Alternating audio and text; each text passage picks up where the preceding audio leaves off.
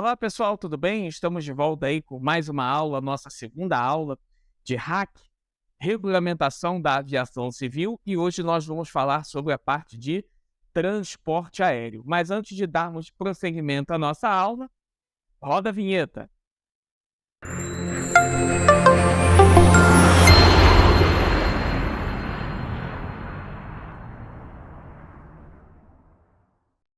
Muito bem, pessoal, estamos de volta com mais uma aula. Hoje nós vamos falar da parte de transporte aéreo, tá? Então, o transporte aéreo internacional, ele pode ser realizado por empresas nacionais ou estrangeiras, desde que sujeitas às disposições dos tratados ou acordos bilaterais vigentes com os respectivos estados e o Brasil, tá?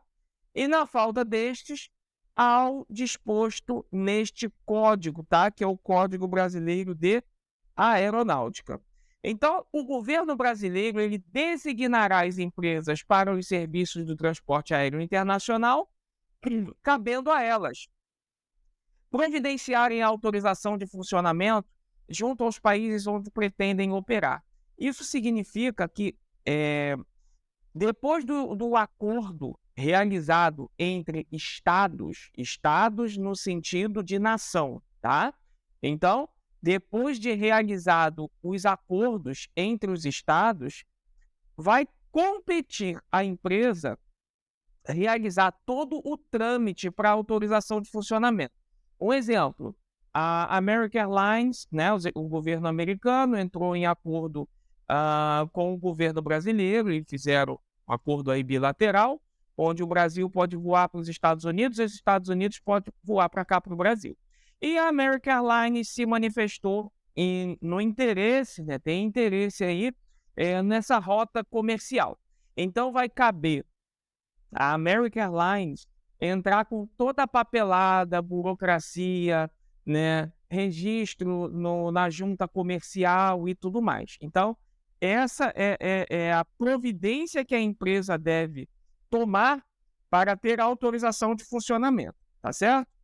E assegurar o melhor rendimento econômico no mercado internacional, estimular o turismo receptivo, contribuir para o maior intercâmbio político, econômico e cultural. Então, para operar no Brasil, a empresa estrangeira deverá ser designada pelo governo do respectivo país, e a designação é um ato de governo a governo, pela via diplomática, tá? Obter autorização de funcionamento no Brasil, como nós acabamos de falar, e obter autorização para operar. Então, os pedidos de autorização são atos da própria empresa designada. Então, a empresa ela vai solicitar essa autorização de funcionamento à ANAC. A ANAC, como agência reguladora, autoriza e a empresa terá que tramitar com toda aquela burocracia para a junta comercial e tudo mais, tá certo? Então, todo transporte em que os pontos de partida, intermediário e de destino estejam situados em território nacional, chamaremos de transporte aéreo doméstico, tá? O transporte não perderá esse caráter se, por motivo de força maior, a aeronave fizer escala em território estrangeiro, estando, porém, em território brasileiro os seus pontos de partida e destino, tá? E o transporte público doméstico é reservado a pessoas jurídicas brasileiras, empresas brasileiras. Se tratando desse primeiro tópico aí, território nacional, eu quero ir para o quadro para explicar a vocês exatamente o que esse texto está querendo retratar, tá bom? Vamos para o quadro. Bem, o que o texto está retratando é o seguinte: suponhamos que temos um voo que está partindo de Guarulhos com destino a Foz do Iguaçu, tá? E tenho como alternativa Campo Grande. Então, aqui eu tenho o código ICAO do aeroporto e aqui o código IATA, tá certo? Então, saí de Guarulhos, estou indo para Foz do Iguaçu e minha alternativa é Campo Grande. Mas, por alguma razão, essa aeronave, ao chegar em Foz do Iguaçu, houve uma emergência, precisou arremeter. Campo Grande está muito distante, tá? Então, se é uma situação de emergência e ele prossegue para Assunção, no Paraguai, capital do Paraguai, esse voo, apesar de estar cruzando a fronteira, ele continua sendo um voo doméstico, porque a origem dele é dentro do território nacional e o destino é dentro do território nacional. Isso foi uma situação atípica, tá? Uma emergência. Então, a emergência tem como objetivo o quê? Prover a segurança de todos. Então, numa situação de emergência, ele vai para onde ele julga ser mais rápido, tá? Podendo mitigar um problema muito maior que pudesse surgir durante o voo. Então, origem dentro do território nacional, destino dentro do território nacional, apesar do pouso ter sido realizado em Assunção, esse voo não perdeu a característica de um voo doméstico. É isso que o texto está retratando. Tá certo, pessoal? Vamos voltar para a nossa aula. Continuando, serviços aéreos. Os serviços aéreos, eles podem ser públicos ou privados, tá certo? Então, o serviço aéreo público, ele abrange os serviços aéreos especializados públicos e o transporte aéreo público de passageiros, carga, mala postal, regular ou não regular, doméstico ou internacional, tá? Pelo contrato de serviços aéreos públicos, o empresário obriga-se a executar determinados serviços aéreos mediante a remuneração. Então, temos como exemplo do público regular. Ele necessita de uma concessão, tá? Temos como exemplo Gol, Latam, Azul. E o público não regular, mediante a autorização, tá? A Sideral é uma companhia aérea cargueira regular, tá? Então, ela é regular para carga. Para o voo charter, que é o voo fretado, ela necessita de uma autorização. Como que isso funciona?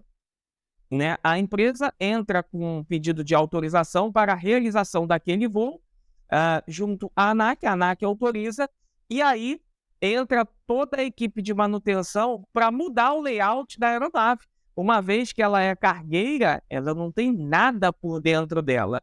E aí todo mundo começa, né? A equipe se junta, vão colocar os assentos dentro da aeronave, tá certo? E aí realiza o voo charter. Então, temos aqui exemplos de serviços aéreos públicos, tá? Remunerados. Temos aí a Gol, tá?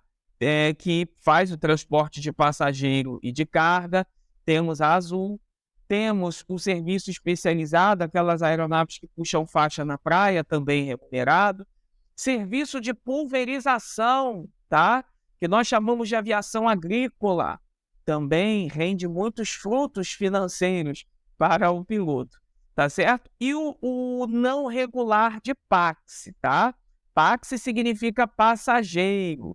Então, não regular para Pax, tá? A Sideral, mas ela é regular para carga, tá certo? Então, serviços aéreos privados não remunerados são os realizados sem remuneração em benefício do próprio operador. Temos como exemplo o recreio, né? Aeronaves de recreio ou aeronaves desportivas, transporte reservado ao proprietário, serviços especializados em benefício exclusivo do dono e etc. Então, esses não necessitam de autorização para as suas atividades aéreas. A única coisa que precisa, obviamente, como todas as aeronaves que voam no espaço aéreo brasileiro, ou um plano de voo ou uma notificação de voo, que nós chamamos de plano de voo simplificado, tá certo? As aeronaves e operadores privados não poderão efetuar serviços de transporte público. Um exemplo aqui na foto. O Luan Santana, ele tem a aeronave dele.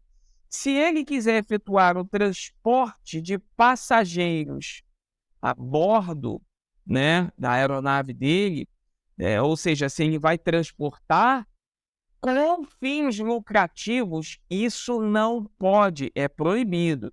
Ele pode sim levar os convidados dele a bordo e tudo mais, mas realizar esse voo, tá? Cobrando dessas pessoas, isso não pode. Tá certo, pessoal? Então temos aí os nossos serviços aéreos, eles podem ser públicos e podem ser privados. O público ele é remunerado e o privado não remunerado. Vamos falar de tráfego aéreo e condições, Air Traffic, tá? Então, o Departamento de Controle do Espaço Aéreo, conhecido como DECEA, tá? Uma instituição totalmente militar, é a organização responsável pelo controle do espaço aéreo brasileiro, provedora dos serviços de navegação aérea que viabilizam os voos e a ordenação do fluxo de tráfego aéreo no país, tá? Então, tudo está sob o gerenciamento do DECEA. No tráfego de aeronaves no espaço aéreo brasileiro, observam-se as disposições estabelecidas nos tratados, convenções e atos internacionais de que o Brasil seja parte, no Código Brasileiro de Aeronáutica e na legislação complementar. Na aeronave dedicada aos serviços aéreos privados, bastam informações prévias sobre o voo planejado, como nós acabamos de falar, um plano de voo simplificado ou um plano de voo completo. A aeronave dedicada aos serviços aéreos públicos dependem de autorização. Então, são aquelas aeronaves que estão a serviço de uma companhia aérea, certo? A operação de aeronave militar ficará sujeita às disposições sobre a proteção ao voo e ao tráfego aéreo, salvo quando se encontram em missão de guerra ou treinamento em área específica. Ninguém poderá opor-se, em razão de direito de propriedade na superfície, ao sobrevoo de aeronaves sempre que esteja se realizando, né, de acordo com as normas vigentes. Pouso de emergência ou pouso forçado.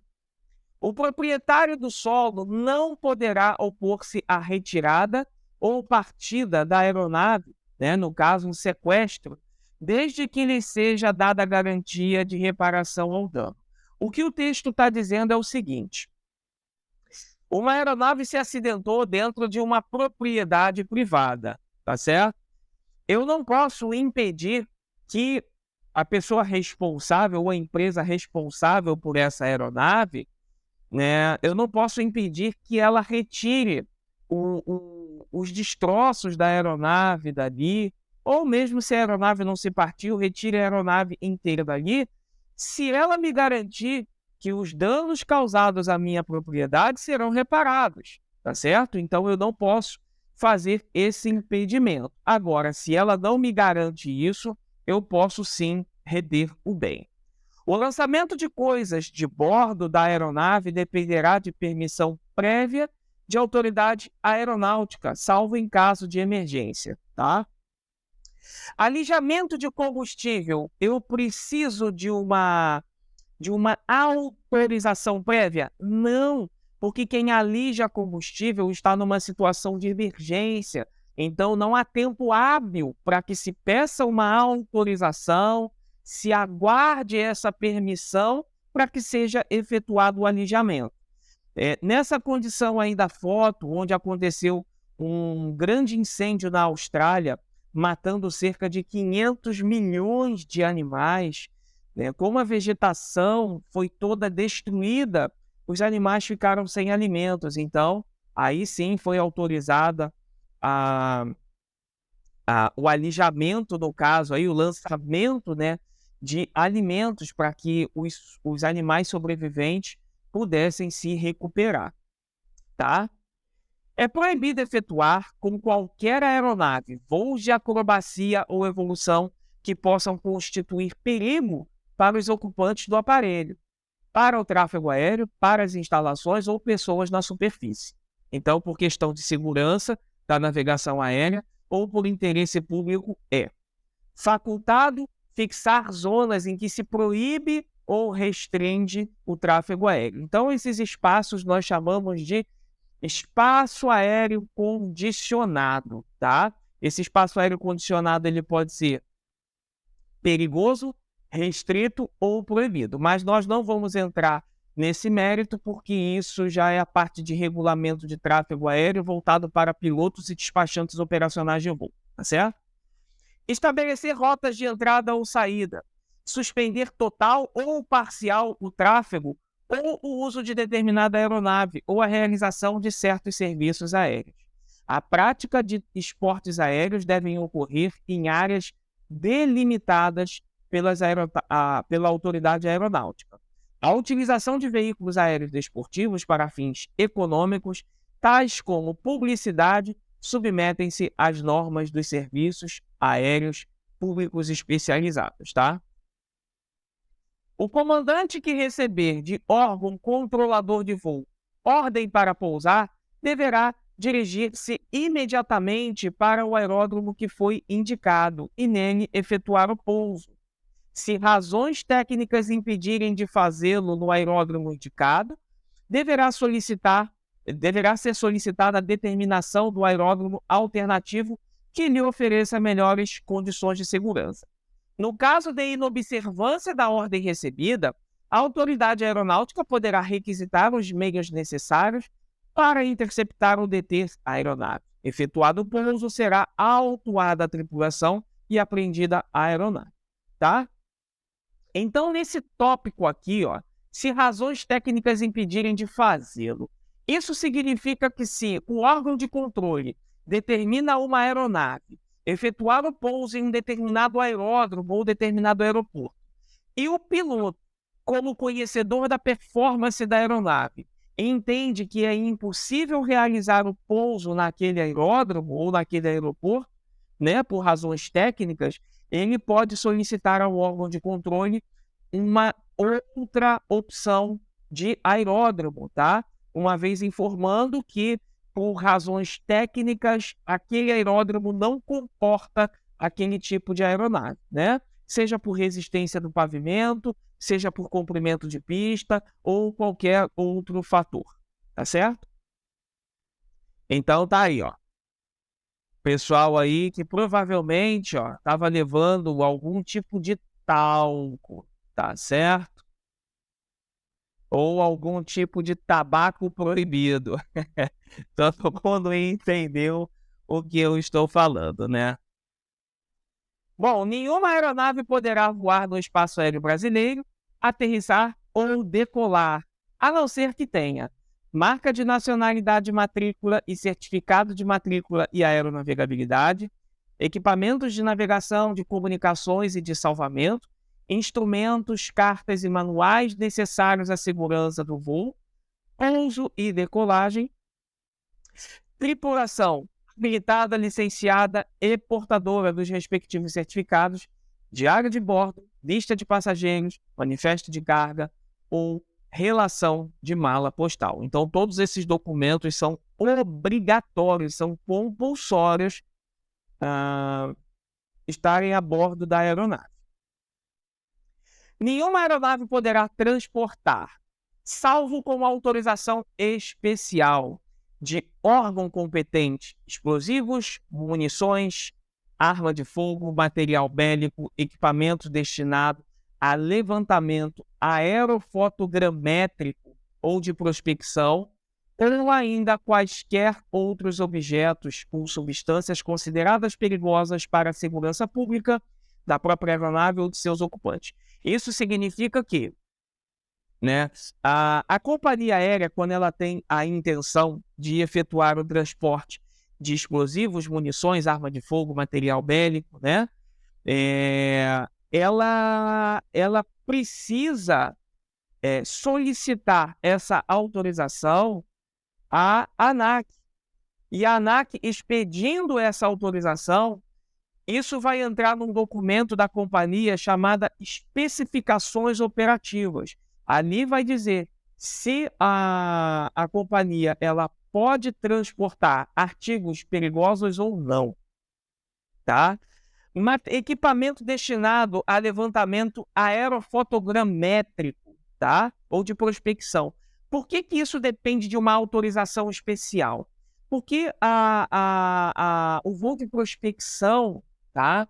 Você faz um aerolevantamento do terreno e você possui informações muito sigilosas sobre a geografia, sobre o subsolo, tá? E quem me garante que isso não pode ser vendido, né, a um país que está interessado dentro, no território, né, desse estado em que está sendo realizado o aerolevantamento, né? Então, eu posso, de qualquer forma, né, estar trabalhando com espionagem. Então, por isso que depende de uma autorização especial dos órgãos para que esse aerolevantamento ou esse voo de prospecção seja realizado, tá? Não pode ser realizado por qualquer pessoa. Entrada e saída do espaço aéreo brasileiro. Toda aeronave proveniente do exterior fará respectivamente o primeiro pouso e a última decolagem em aeroporto internacional, tá? Vamos supor que uma aeronave vem de qualquer país, tá? Tá vindo do estrangeiro. O primeiro pouso dela tem que ser realizado em um aeroporto internacional. Por quê? Porque é no aeroporto internacional que estará a vigilância sanitária, que estará o serviço de imigração, que estará a Polícia Federal, tá certo? Da mesma maneira que a aeronave saindo do Brasil, a última decolagem dela no nosso território tem que ser de um aeroporto internacional pelas mesmas razões: imigração, vigilância sanitária, Polícia Federal, alfândega e etc. Tá?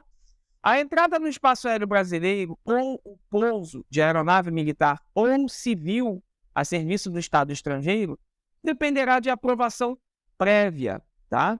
A aeronave estrangeira autorizada a transitar no espaço aéreo brasileiro sem pousar deverá seguir a rota determinada de acordo com as liberdades do ar, como consta na matéria de SAC, Sistema de Aviação Civil. Exceções ao regime de entrada de aeronave estrangeira quando se tratar de operação de busca, assistência e salvamento por motivos humanitários. Como nós tivemos aí o caso do Air France 447, tá? Então, nesse caso aí há uma exceção. Então,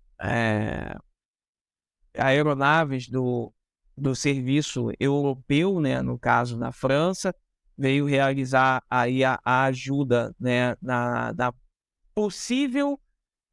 no possível resgate de sobreviventes, mas que infelizmente nós sabemos como essa história se desencadeou e não houveram sobreviventes nesse lamentável acidente. Os aeroportos situados na linha fronteiriça do território brasileiro poderão ser autorizados a atender ao tráfego regional entre os países limítrofes com serviços de infraestrutura aeronáutica comuns ou compartilhados por eles. A utilização do espaço aéreo está sujeita às normas e condições estabelecidas, bem como às tarifas de uso das comunicações e dos auxílios à navegação aérea em rota. As aeronaves de aeroclubes estão isentas dessas tarifas. Então, muitas pessoas se perguntam assim: poxa, mas que tantas tarifas são essas? Então, quando a gente tem oportunidade de trabalhar, né, na aviação, nós começamos a conhecer os bastidores. Então, uma aeronave, ela paga tarifa de pouso, tarifa de decolagem, tarifa de permanência no solo, tempo de solo naquele aeroporto. A gente paga tarifa de telecomunicação, paga tarifa de navegação, sem falar dos valores, né, referentes a combustível, que variam de estado para estado, uma vez que nós sabemos que o ICMS dos estados, eles são variáveis, né? Então, em um estado você paga combustível mais caro, em outro estado você paga combustível mais barato, tá certo? E as aeronaves de aeroclubes, elas são isentas dessas tarifas. Então, temos aí, ó, né? Olha a dimensão que tem o Brasil. Então, o Brasil tem potencial para ser uma grandiosíssima nação, né, como o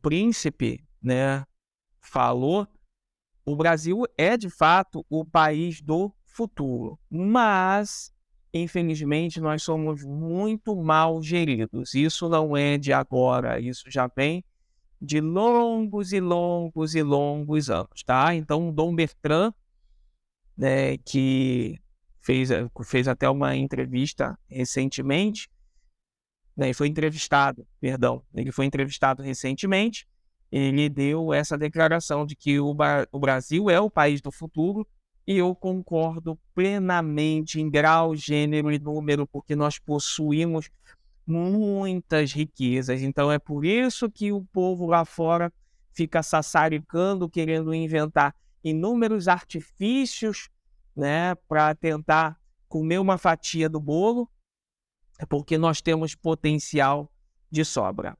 Tá certo, pessoal? Então, na próxima aula, nós falaremos de aeródromos e daremos prosseguimento à nossa matéria. Desejo a todos bons estudos, nos vemos numa próxima oportunidade. Um forte abraço a todos. Tchau, tchau.